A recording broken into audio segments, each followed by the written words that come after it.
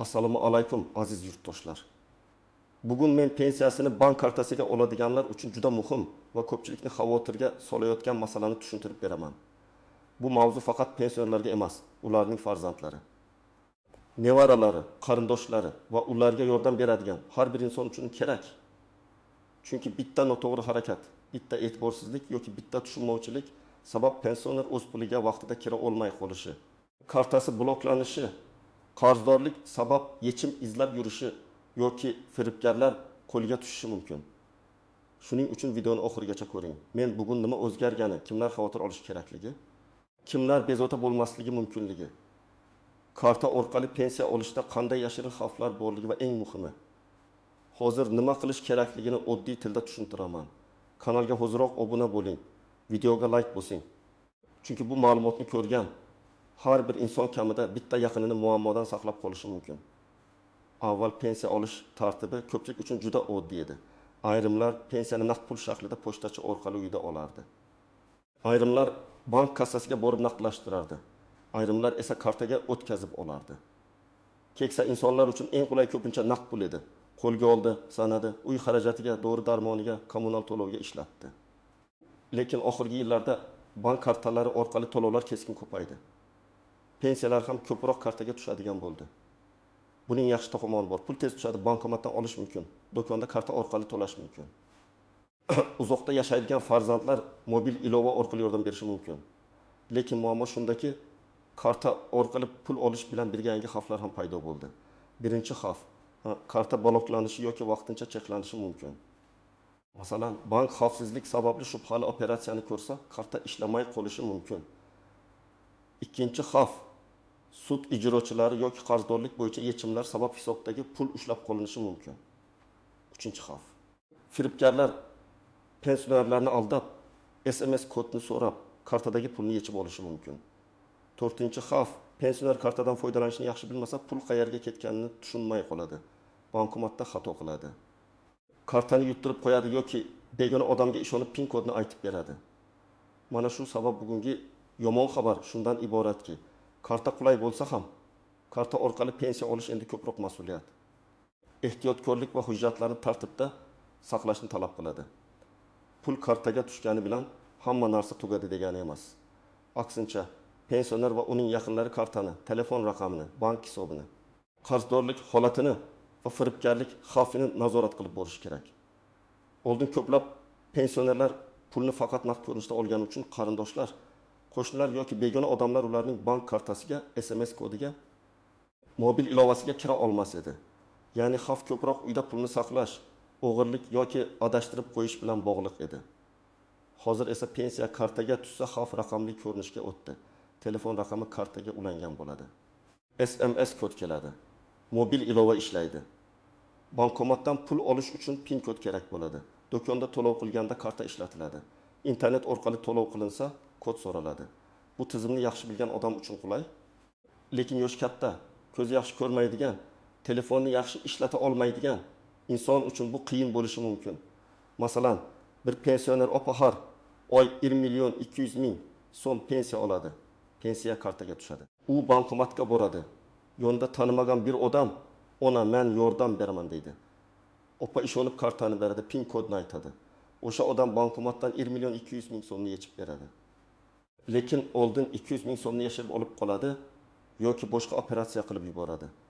Pensioner keyin pulim kam tushibdi deb o'ylaydi. Aslida pul tushgan, lekin noto'g'ri odamga ishonilgan. Yana bir misol. Otaxonning kartasiga 1.800.000 so'm pensiya tushadi. U avval bir tanishidan 3 million so'm qarz olgan va bu qarz bo'yicha sud qarori chiqqan bo'lishi mumkin. Agar ijro hujjati bank hisobiga qo'yilgan bo'lsa, karta hisobidagi puldan ushlab qolish ehtimoli paydo bo'ladi. Pensioner bankomatga boradi, pul kam chiqadi yoki karta ishlamaydi. U bankni ayblaydi, pensiyamni olib qo'yishdi deydi. Aslida masala qarzdorlik, ijro ishi yoki hisobga qo'yilgan cheklov bilan bog'liq bo'lishi mumkin. Yana bir holat. Pensioner onaxonning telefoniga sizning pensiya kartangiz bloklanadi. Hoziroq kodni ayting degan qo'ng'iroq keladi. Qo'ng'iroq qilgan odam o'zini bank xodimi deb tanishtiradi. Onaxon qo'rqib ketadi, SMS kodni aytadi. Bir necha daqiqada kartadagi 9.000 so'm boshqa hisobga o'tib ketadi. keyin bankka borsa, bank siz o'zingiz kodni aytgansiz deydi. Mana bu eng og'riqli holatlardan biri. Birinchi navbatda pensiyasini kartaga oladigan va kartadan mustaqil foydalanishni yaxshi bilmaydigan pensionerlar xavotir olishi kerak. Agar pensioner bankomatdan pul yechishda har safar begonalardan yordam so'rasa, PIN kodni qog'ozga yozib kartaning yonida saqlasa, telefoniga kelgan kodlarni farqlay olmasa, bu juda katta xavf. Ikkinchi guruh. Qarzdorligi bor pensionerlar. Masalan, aliment, kredit, kommunal qarz, sud qarori bilan undiriladigan qarz, jarima yoki boshqa ijro hujjatlari bo'lsa, karta hisobiga cheklov tushishi mumkin. Men bu yerda alohida ta'kidlayman. Har bir holatda tartib boshqacha bo'lishi mumkin. Shuning uchun aniq ma'lumotni bankdan, majburiy ijro byurosidan yoki tegishli tashkilotdan olish kerak. Lekin umumiy xavf shuki, qarzdorlik bor odam kartasiga tushgan pulni to'liq ishlata olmay qolishi mumkin. Uchinchi guruh kartasi eskirgan, muddati tugagan, telefon raqami eski yoki boshqa odam nomida bo'lgan pensionerlar. Juda ko'p holatda pensionerning kartasiga ulangan telefon raqami farzandining, qo'shnisining yoki allaqachon ishlatilmaydigan raqam bo'ladi. Keyin SMS boshqa odamga boradi. Bank xabarnomasi pensionerga yetib kelmaydi. Shubhali operatsiya bo'lsa vaqtida bilmaydi. Bu ham katta xavf. To'rtinchi guruh nogironligi bor, yotoqda yotgan, bankka bora olmaydigan yoki hujjatlarini yangilamagan pensionerlar. Bunday insonlar ko'pincha farzandim borib olib keladi deb o'ylaydi. Lekin bank operatsiyalarida ishonchnoma, shaxsni tasdiqlovchi hujjat, biometrik tekshiruv yoki boshqa talablar bo'lishi mumkin. Agar oldindan tayyorgarlik bo'lmasa, pensiya tushgan bo'lsa ham pulni olish qiyinlashadi. Agar pensionerning kartasi faol bo'lsa, telefon raqami o'z nomida va ishlayotgan bo'lsa, PIN kodni hech kimga aytmasa, SMS kodni hech kimga bermasa, qarzdorligi bo'lmasa, bankomatdan foydalanishni bilsa, karta muddati tugamagan bo'lsa, u holda haddan tashqari vahimaga tushish shart emas. Karta orqali pensiya olish qonuniy va odatiy amaliyot. Muammo kartaning o'zida emas, undan noto'g'ri foydalanishda. Masalan, 17 yoshli otaxon har oy 2 million so'm pensiya oladi. U kartasini faqat o'zi ishlatadi. PIN kodni yodlab olgan, qog'ozga yozmaydi. Bankomatdan pul olganda atrofga qaraydi, chekni oladi, balansni tekshiradi. Telefoniga notanish raqam qo'ng'iroq qilsa, bank kodini aytmaydi. Bunday inson uchun karta xavf emas, aksincha qulaylik. Yana bir misol. Onaxon pensiyasini kartaga oladi. Lekin pulning hammasini bir kunda yechmaydi. 500 ming so'm naqd oladi. Qolganini kommunal to'lovlar va dorixona uchun kartada qoldiradi. Farzandi uning telefoniga bank SMS xabarlarini so'zlab bergan, lekin kodlarni hech kim bilmaydi. Bunday tartib ham xavfni kamaytiradi. Ko'pchilik pensiya davlat pulidir, unga hech kim tegmaydi deb o'ylaydi. Bu fikr ma'lum ma'noda tushunarli, lekin amaliyotda bank kartasi oddiy bank hisobiga ulangan bo'ladi. Hisob orqali turli operatsiyalar o'tadi. Agar karta ma'lumotlari firibgar qo'liga tushsa, pul ketishi mumkin. Agar qarzdorlik bo'yicha rasmiy cheklov bo'lsa, puldan ushlab qolish masalasi kelib chiqishi mumkin. Agar karta muddati tugasa, pensioner pulni ishlata olmay qolishi mumkin.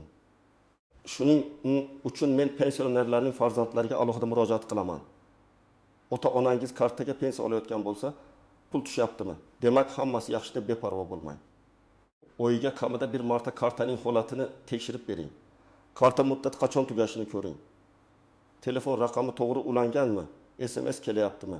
Bankomatdan pul yechishda muammo yo'qmi? Shularni aniqlang. Ota-onangizga tushuntiring. Bank xodimi hech qachon telefon orqali PIN kod yoki SMS kodni so'ramaydi. Endi eng og'riqli nuqtaga kelamiz. Ko'pchilik pensioner bank kartasiga pul tushganda, agar qarzdorlik bo'lsa, pul ushlab qolinishi mumkinligidan hayron qoladi. Bu yerda men aniq tushuntiraman. Hamma holatda ham bir xil emas. Qarzning turi, sud qarori bor yo'qligi, ijro hujjati rasmiylashtirilganmi, bankka qanday talab yuborilgan. Bularning hammasi muhim. Masalan, pensioner 5 million so'm kredit olgan, keyin to'lay olmagan. Bank sudga bergan, sud qarori chiqqan, ijro ishi ochilgan. Shundan keyin bank hisoblariga cheklov qo'yilishi mumkin. Pensioner pensiya kartasiga 1 million 500 ming so'm tushganini kutadi, lekin bankomatda balans kam ko'rinadi. Bunday paytda bankka baqirishdan oldin ijro ishi bor yo'qligini tekshirish kerak. Yana bir misol. Pensionerning kommunal qarzi 700 ming so'm. Bu qarz oddiy hisob kitobda turgan bo'lsa, karta avtomatik bloklanadi degani emas. lekin qarz sud yoki ijro tartibiga o'tgan bo'lsa, vaziyat o'zgarishi mumkin. Shuning uchun har bir odam o'z qarzdorlik holatini vaqtida bilishi kerak. Ayrimlar pensiyadan umuman ushlab qolish mumkin emas deb o'ylaydi. Ayrimlar esa hammasini olib qo'yishadi deb qo'rqadi. Ikkalasi ham har doim to'g'ri emas. Qonunchilikda ijtimoiy to'lovlar pensiya ushlab qolish miqdori. Ijro tartibi bo'yicha alohida qoidalar bo'lishi mumkin. Lekin amaliyotda muammo kelib chiqsa, uni hujjat bilan isbotlash kerak bo'ladi. Shuning uchun pensionerda pensiya guvohnomasi shaxsiy hujjat, bank ma'lumotnomasi va zarur bo'lsa, pensiya hisob-kitob bo'yicha ma'lumotlar bo'lishi kerak. Men ko'p marta aytaman va yana takrorlayman. Pensiya kartasidagi pulni ko'pincha bank emas, firibgarlar olib ketadi. Firibgarlar pensionerlarning ishonuvchanligidan, qo'rquvidan va texnologiyani yaxshi bilmasligidan foydalanadi. Ular qanday gapiradi? Kartangiz bloklanadi. Pensiyangiz to'xtatiladi. Yangi tizimga o'tkazish kerak. Kompensatsiya beriladi. Sizga qo'shimcha pul tushadi. Bankdan tekshiruv bo'lyapti. SMS kodini ayting, kartangiz raqamini o'qing, telefoningizga ilova o'rnating. Mana shu gaplarning barchasi xavf belgisi. Oddiy qo'yda. Telefon orqali hech kimga SMS kod aytilmaydi. Hech kimga PIN kod aytilmaydi. Karta oldi orqa rasmini yuborish mumkin emas. Karta raqamini ham ehtiyot bo'lib berish kerak. Ayniqsa, kartaning orqa tomonidagi 3 xonali kodni hech kimga aytish mumkin emas. Bank xodimi bo'lsa ham, ichki ishlar xodimi bo'lsa ham, o'zini prokuratura yoki pensiya jamg'armasi deb tanishtirsa ham, kod so'rasa, bu firibgarlik belgisi. Real misol keltiraman. Pensionerga qo'ng'iroq qilishadi. Sizga 600 ming so'm kompensatsiya chiqdi. Kartangizga o'tkazamiz. Hozir SMS keladi. Kodni ayting. Pensioner xursand bo'ladi, kodni aytadi. Aslida firibgar uning kartasidan pul yechish operatsiyasini tasdiqlayotgan bo'ladi. Natijada pensioner kompensatsiya olaman deb o'z pensiyasidan ayriladi. Yana bir holat, telefoningizga dastur o'rnating, biz yordam beramiz deyishadi. U dastur telefonni masofadan boshqarish ilovasi bo'lishi mumkin. Shundan keyin firibgar pensionerning telefoniga kelgan SMS'larni ko'radi, bank ilovasiga kiradi, pulni o'tkazib yuboradi. Ko'pincha muammo juda oddiy joydan chiqadi. Karta muddati tugagan bo'ladi. Masalan, karta ustida 08/24 deb yozilgan bo'lsa, 2024 yil avgust oyigacha amal qilgan bo'lishi mumkin. Muddat tugagandan keyin karta orqali to'lov qilish yoki bankomatdan pul olishda muammo chiqadi. Pul hisobda turadi, lekin karta ishlamaydi. Pensioner esa pensiyam yo'q oldi deb o'ylaydi. Shuning uchun karta muddatini oldindan tekshiring. Muddati tugashiga 1 oy qolganda bankka boring yoki bankning aloqa markaziga murojaat qiling. Yangi karta chiqarish tartibini so'rang. Ba'zan karta tayyor bo'lishi uchun bir necha kun kerak bo'ladi. Agar pensioner kasal bo'lsa yoki bora olmasa, ishonchnoma masalasini oldindan hal qilish kerak. Telefon raqami ham juda muhim. Agar pensionerning kartasiga eski raqam ulangan bo'lsa, uni yangilang. Raqam yo'qolgan bo'lsa, tiklang. Raqam boshqa odam nomida bo'lsa, bu xavf. Chunki bank xabarlari, kodlar, ogohlantirishlar o'sha raqamga borishi mumkin. Eng to'g'ri yo'l. Karta pensioner nomida bo'lsa, telefon raqami ham imkon qadar pensionerning o'z nazoratida bo'lsin yoki ishonchli yaqinining nazoratida bo'lsin. Lekin kodlarni hech kim suiiste'mol qilmasin. Ayrim pensionerlar pensiyani kartaga oladi, lekin naqd pul olishni xohlaydi. Bu mumkin, lekin bankomatdagi limit, bankomatda pul tugashi, bankomat texnik nosozligi boshqa bankomatidan yetishda komissiya bo'lishi mumkin. Shuning uchun har doim bitta bankomatga bog'lanib qolmang. Yaqin atrofdagi bank filiallarini, bankomatlarni oldindan bilib oling. Yana bir nozik masala kartani farzand ishlatishi. Ko'p oilalarda ota-onaning kartasi farzandida turadi. Farzand har oy pulni yechib ota-onaga beradi. Agar oila ichida ishonch bo'lsa, bu amalda ishlashi mumkin, lekin huquqiy va xavfsizlik nuqtai nazaridan ehtiyot bo'lish kerak.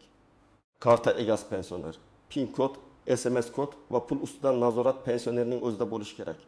Agar kelajakda nizo chiqsa, farzandim pulni oldi bermadi degan vaziyatni isbotlash qiyin bo'ladi.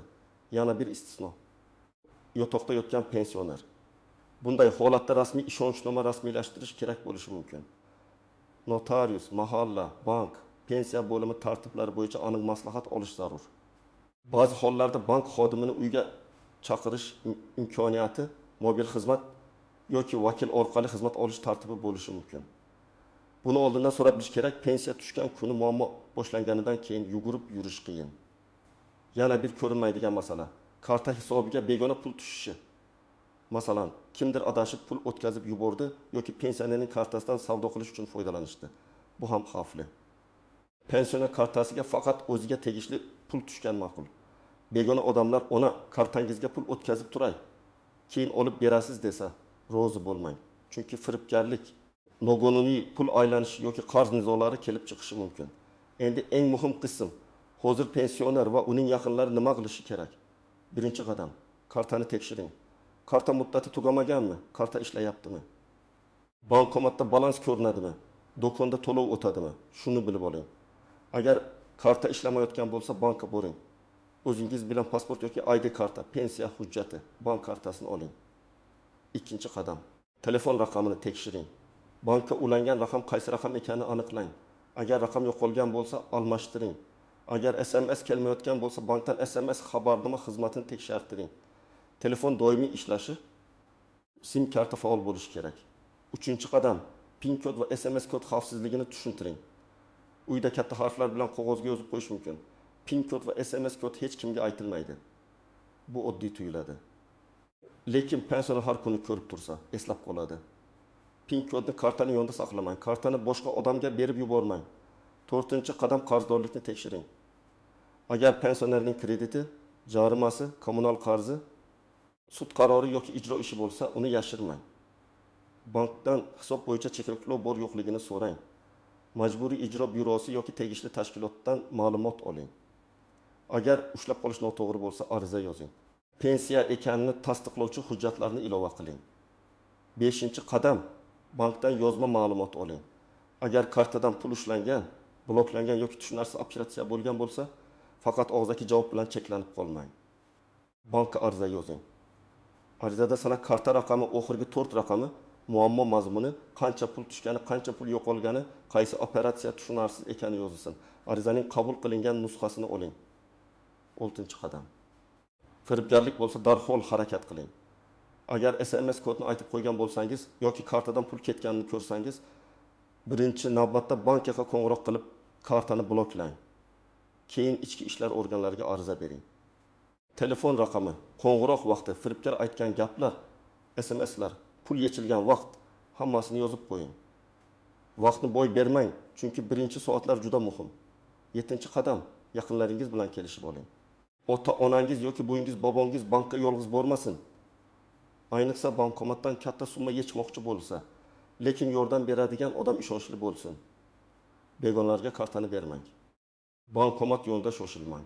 Pulni sanab oling. Chekni oling yoki SMS'ni tekshiring. Agar karta ishlamasa, birinchi manzil bank filiali yoki bankning rasmiy aloqa markazi. Telefon raqamini internetdagi shubhali reklamalardan emas. Kartaning orqa tomonidan yoki bankning rasmiy saytidan oling. Agar pensiya tushmayotgan bo'lsa, pensiya bo'limi yoki tegishli ijtimoiy jamg'arma organiga murojaat qiling. Ba'zan bankda emas, hujjat yangilanishi, yashash joy ma'lumoti, qayta hisob-kitob yoki boshqa ma'muriy sabab bilan bog'liq bo'lishi mumkin. Agar hisobda cheklov bo'lsa, bankdan cheklov kim tomonidan qo'yilganini so'rang. Agar majburiy ijro byurosi bo'lsa, ijro ishi raqamini aniqlang. Keyin o'sha ijrochi bilan bog'laning. Agar ushlab qolish pensiya uchun belgilangan me'yorlardan ortiq bo'lsa yoki noto'g'ri hisobdan yechilgan deb hisoblasangiz, yozma ariza bering. Agar firibgarlik bo'lsa, bank va ichki ishlar organlariga murojaat qiling. Hech qachon baribir topilmaydi deb qo'l siltamang. Ariza bo'lmasa, holat rasmiy qayd etilmaydi. Pensionerlar yoki ularning yaqinlari quyidagi hujjatlarni tartibda saqlasin. Pasport yoki ID karta, pensiya guvohnomasi yoki pensiya olishni tasdiqlovchi hujjat, bank kartasi, bank hisob ma'lumotlari, telefon raqami egasi haqidagi ma'lumot, qarzdorlik bo'lsa sud qarori yoki ijro hujjati nusxasi, bankka yozilgan arizalar nusxasi, shubhali operatsiya bo'lsa SMSlar va cheklarning skrinshoti yoki nusxasi. Agar pensioner bankka bora olmasa, ishonchnoma kerak bo'lishi mumkin. Ishonchnomani rasmiylashtirishda kimga ishonchnoma berilayotgani, qanday vakolat berilayotgani, pul olish huquqi bormi? Karta bilan operatsiya qilish huquqi bormi? Hammasi aniq yozilishi kerak. Umumiy gaplar keyin muammo tug'dirishi mumkin. Azizlar, bugungi gapning mohiyati shuki, pensiyani kartaga olish yomon emas. Lekin ehtiyotsizlik juda yomon oqibatga olib keladi. karta bloklanishi, qarzdorlik sabab cheklov bo'lishi, karta muddati tugashi, telefon raqami noto'g'ri bo'lishi yoki firibgarlar aldashib pensionerni o'z pulidan vaqtincha yoki butunlay ayirib qo'yishi mumkin. Men sizdan iltimos qilaman. Bugun shu videodan keyin ota-onangiz, buyingiz, bobongiz yoki qo'shningiz pensiyasini kartaga oladimi? Tekshirib qo'ying. Kartasi ishlayaptimi? SMS kelyaptimi? PIN kodni hech kim bilmayaptimi? Qarzdorlik bo'yicha cheklov yo'qmi? Shularni aniqlang. Bitta tekshiruv bilan katta muammoning oldini olish mumkin. Fikringizni kommentariyada yozing. Sizda yoki yaqinlaringizda pensiya kartasi bilan bog'liq muammo bo'lganmi? Pul ushlanganmi? Karta bloklanganmi? Firibgarlar qo'ng'iroq qilganmi? Tajribangiz boshqalarga yordam beradi. Videoga like bosing, kanalga obuna bo'ling va bu ma'lumotni albatta yaqinlaringizga yuboring. Chunki bugun bilgan odam ertaga pulini, asabini va vaqtini saqlab qoladi.